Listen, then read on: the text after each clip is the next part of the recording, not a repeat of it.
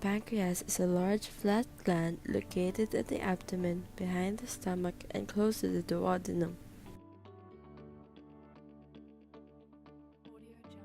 Pancreatitis is the inflammation and autodigestion of the pancreas, in which pancreatic enzymes destroy the tissues of the pancreas itself.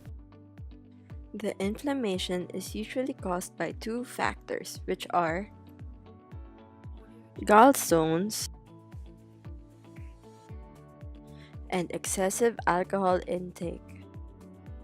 So the gallstone is because if the stone passes out into the structure that we call as the common bile duct, where the pancreatic duct also originates, and that can block the pancreatic duct and cause an inflammation.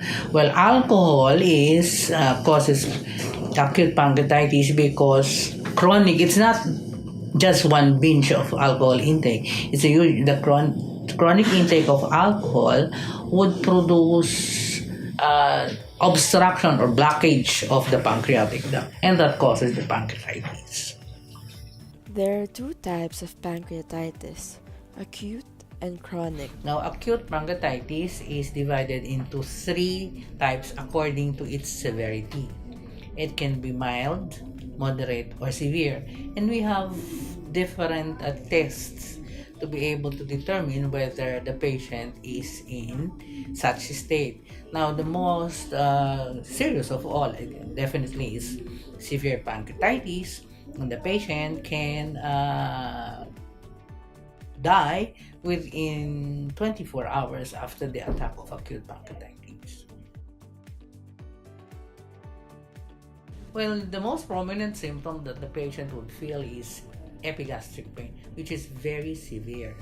When we say severe, the patient would usually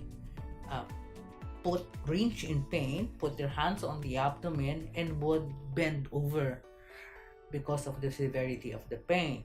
And it is accompanied by cold, clammy sweats and nausea and vomiting. In some patients, wherein it is usually secondary to a stone, a gallstone, the eyes of your patient can become yellow, or what we call in medical terms as jaundice.